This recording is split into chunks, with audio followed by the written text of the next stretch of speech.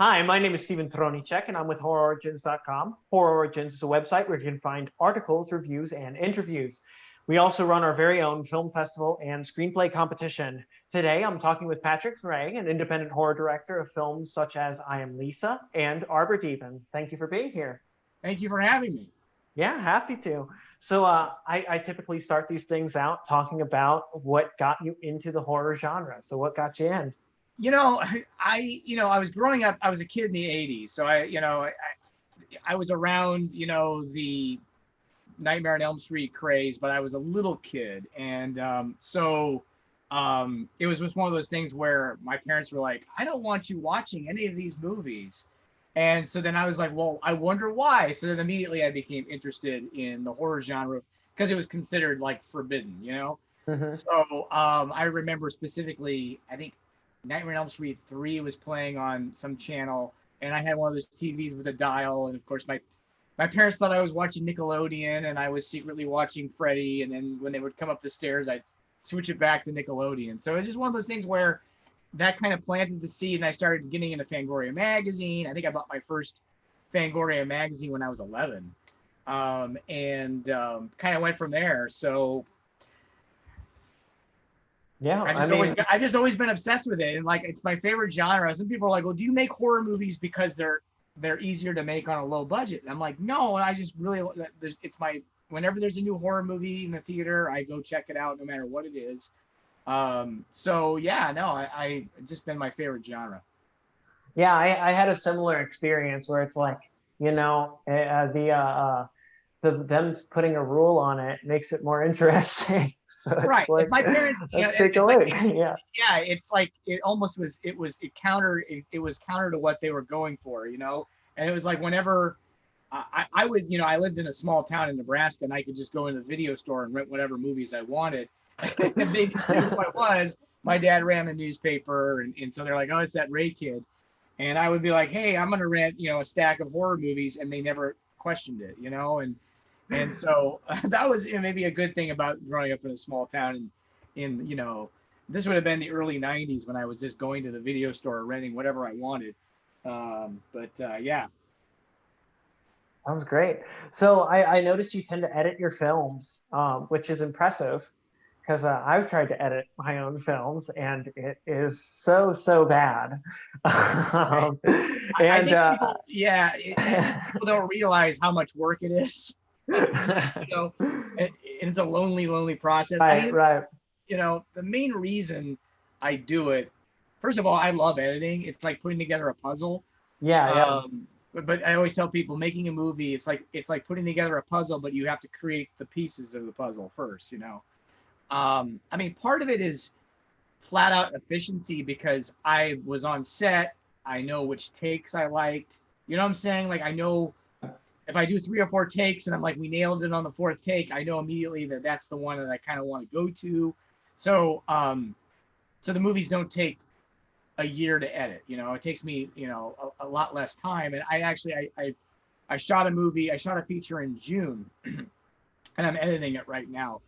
And I've got maybe 20 minutes of it cut together right now. Nice. But yeah, I mean, I try to pace myself. I always tell people it's a marathon, not a sprint. So if you're for some reason not feeling it, don't force yourself to do it that particular day. You might need just a little bit of a mental break because you're sitting there and you're just like, you have to be very meticulous and, you know, find the right rhythm. And sometimes things are working and sometimes things aren't working and you get frustrated. And I always tell people take breaks, go out, get some fresh air, even though it's currently 100 degrees outside. Just get some fresh air outside and step away from it a little bit. And today I did that. I just took a break from my editing and such. But I think a lot of it is I'm cheap and I was on set. I know exactly what I want. And so I don't have to wait on somebody else to do the editing. And so I think that's a lot of the reason why I do it. Yeah, I mean, um, yeah, I definitely agree that, if you're on set and you know what the good takes are, Right. it makes things a lot easier once you start doing anything else. Exactly. It's like I don't have to go through another layer of and I enjoy editing. I know that some people are like, well, if you direct a movie, you need to have a different perspective to edit the film. But I mean, personally, if I had more money to work with, I would probably hire another editor, but I don't, so I do it myself and I enjoy it.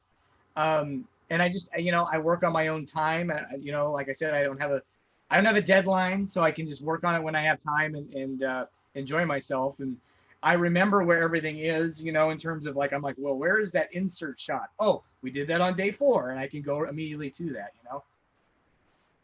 Yeah. So your films, they tend to trend towards these stories of young women in these perilous situations of identity, these shifts or so. Yeah. And I wanted to ask what drew you towards those types of stories.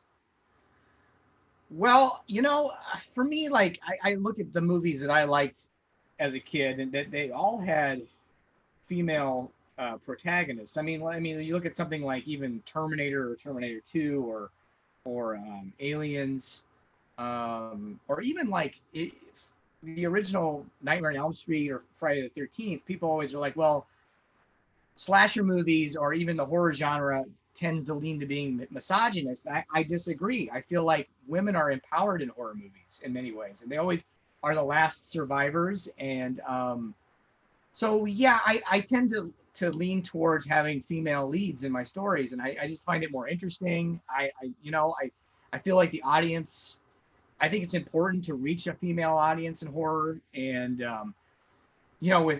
and funny, Arbor Demon was originally called Enclosure when we shot the movie, and then when we got the distributor, they changed the title. I always tell people that, just so people understand where the title came from. And this was like 2016 or 17 when they changed the title, because at the time, video on demand was alphabetized, so they wanted something that was way up in the A section. But anyway, so we wrote that.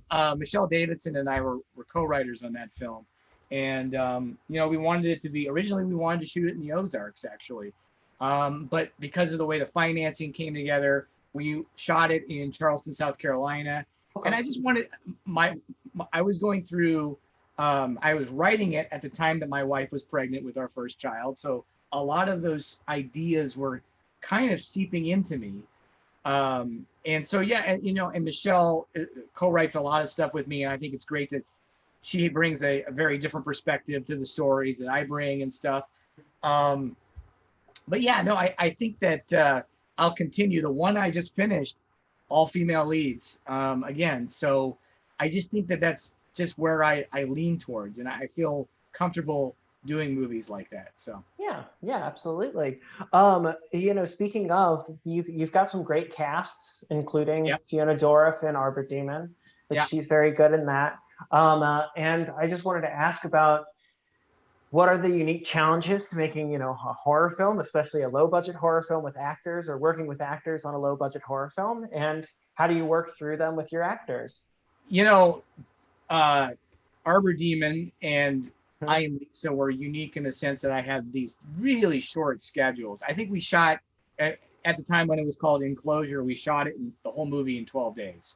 Gosh. Which is insane. And I think, and the one I just wrapped, I shot in 12 days. So I've gotten kind of like used to that particular style of filmmaking. And it's just, the same thing with I Am Lisa was 14. And that was probably only because, and I Am Lisa actually had a way tinier budget than Enclosure or Arbor Demon. But I think you just have to come in prepared. Like I came in with storyboards, shot lists. I tend to do a lot of rehearsals. With the one that we just wrapped, I wrote the script, and I had worked with the actors before. I had done all the casting, so I knew what I was. It's one of those things where I think if you do a good job casting, you don't have to sit there and micromanage the performances. You can do 3 or 4 takes and keep moving, because they're tight schedules. You don't have time for 15 takes, so. I think the big secret I always tell people when they're making a movie, especially on a tight schedule and a tiny budget, is to be smart about your casting, so that when you're on set, you're like, the actors have good instincts and that their instincts are right, and that makes things faster and efficient. And the thing is, I've worked with a lot of the same crew members over the course of 15 years, and so that also helps because it's kind of like a machine that runs on its own now. We are all kind of like reading each other's minds, and I think that helped, especially on the one that we shot in June, where we shot 12 days, and it's more of a haunted house movie. We only had maybe 4 locations, and but we were moving very, very quickly, and we didn't have a longer than maybe an 11-hour day, which was really impressive because we were shooting a lot of pages, and I just knew that with these particular actors that they were going to nail it in 3 or 4 takes, and I wasn't going to have to really sit there and rearrange and rethink everything.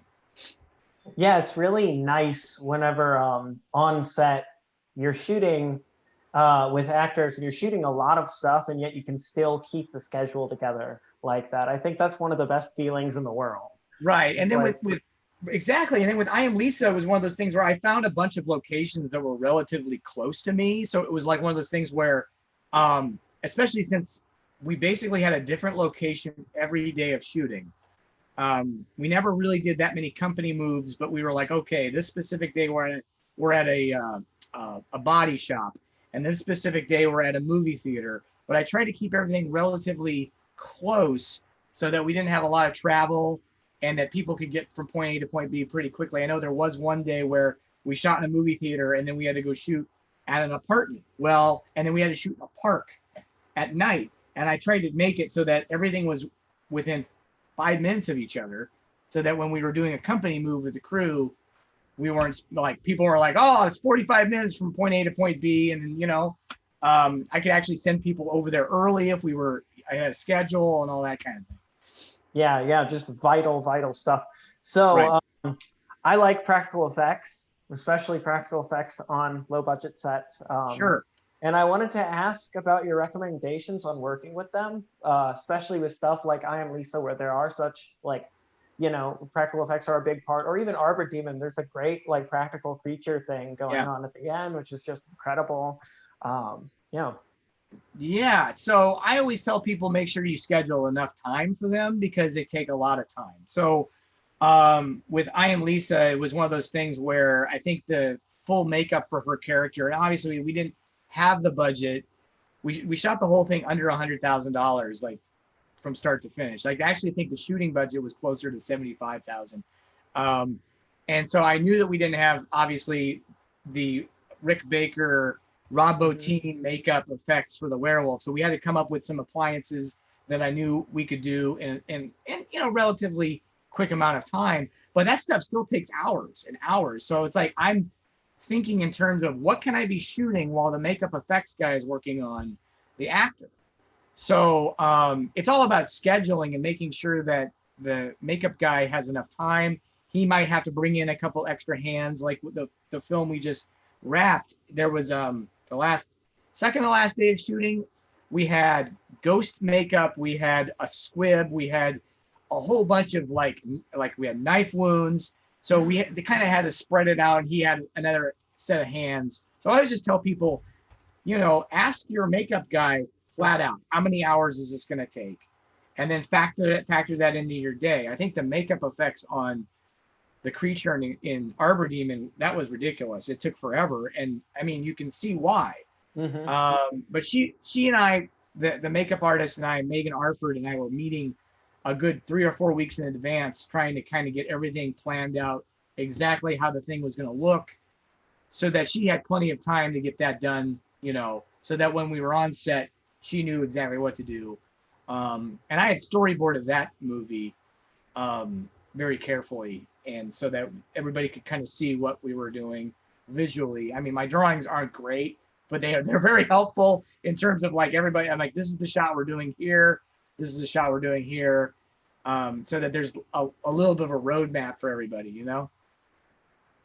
Yeah, I mean, it is such a massive thing on set whenever you really have to bring that stuff in. Speaking of on set, I love on set stories, and low budget movies are a great ground. They're a great opportunity to get good on set stories because you're cutting corners, or you're not cutting corners, or you have to do something to make up for it, or something like that. Sure. What is a great on-set story from one of your films? Okay, on I Am Lisa, it was our second day of shooting, and we were shooting all the scenes that take place in her best friend's house, and we were shooting a scene in the kitchen, and this is like a very easy coverage. They're just sitting and talking, and then all of a sudden I look out the window and there's a policeman, a cop, walking past the window. And I'm like, what's going on? First of all, he's in the shot. You can see him through the window. And then I start seeing more police, like in the backyard. Huh? And the house had been completely surrounded by cops. Oh, So dear. I'm like, what did we do wrong? We're not outside. We're not blocking traffic. The grip truck was parked properly. And so what happened was I went outside and I had to talk to the police. And I'm like, what's going on? They're like, well, there was a robbery 3 houses down. And we chased the guy and he jumped the fence and he was carrying a bag and he dropped the bag in the backyard of where we were filming. Oh dear. They were like making sure that it wasn't like an explosive or whatever. Well, it turns out that this guy had stolen a bunch of Cuban cigars from the house 3 or 4 houses down, and he was trying to like run off with these Cuban cigars. And instead of like carrying he just dropped the bag in the backyard in the house that we were filming. So I was just like, well, that's so random. And it was just so funny because I it's in the footage. You can see where we're filming, and then all of a sudden there's a bunch of cops wandering in the backyard. And your first instinct is, what did we do? Yeah. Because obviously it's not the first time cops have showed up on a small right movie, but it had nothing to do with us. And they were like, they had barricaded the streets because they were trying to find this guy.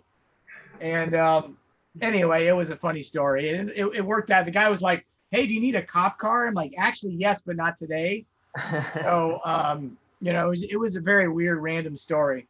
Right. I've had similar experiences, where you see the cops and you're like, what did we do wrong? What happened? Because that's the first instinct. You're like, oh crap, because we're doing something that's a little outside of the box.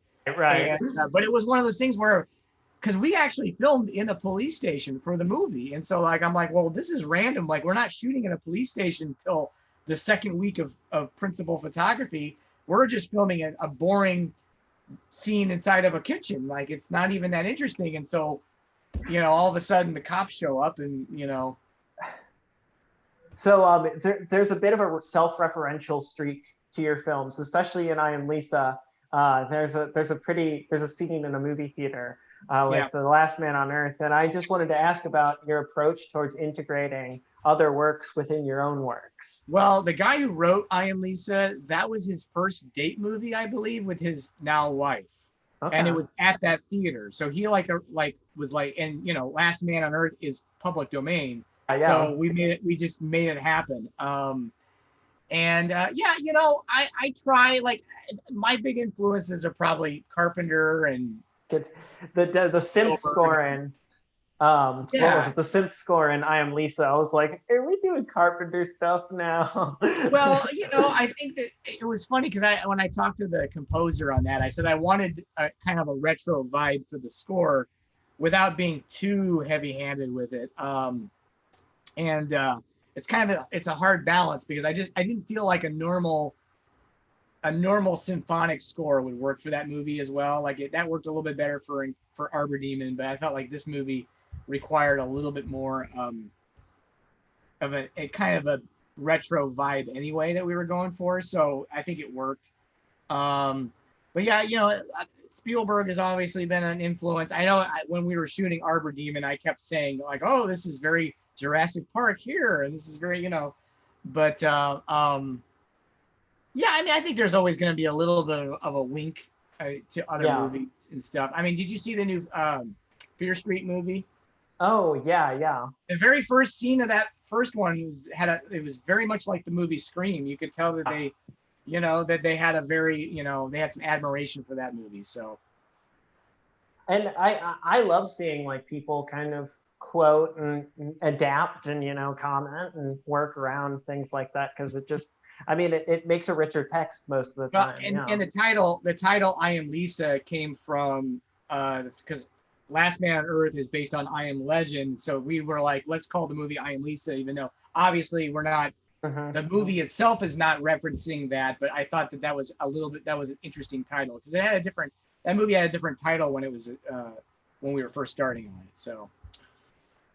So I typically like to finish these things off with a very simple question, which is if you could recommend one horror movie off the top of your head, don't even think about it, what would you tell the audience to go watch right now? I mean, it's a horror movie that it's completely different from anything I've made, but Psycho Goreman I absolutely loved, and I don't know, something about that movie just it hit me at the right time, and I just thought it was so hilarious, and yeah, I would recommend, and obviously, if I was thinking of a movie that's a little bit more old from the 80s, I always tell people to watch Fright Night because it's a good example of blending humor and horror together, almost seamlessly, which I think is extremely difficult to do. Right.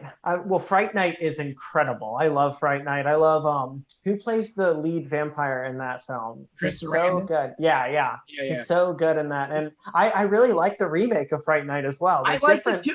Different movies, but they're great. And it was one of those things where it surprised me. But it's funny because Fright Night is the makeup artist on I Am Lisa and the one I just wrapped. That's his favorite movie of all time. And he and the writer of I Am Lisa randomly met for the first time seeing Fright Night at the Alamo Drafthouse when they had a screening here in Kansas City. And so that's how the two of them, met. And it's always been one of my favorite horror movies of all time. So I would say if I was to recommend a classic horror movie, that's what I would recommend. But recent Psycho Goreman, my wife and I still quote it. So that's a good sign. Yeah, and the effects in Psycho Goreman are just so fun, just so incredibly fun. Yeah, practical stuff. It was almost like, I keep telling people, it's like a glorified trauma movie. Yeah.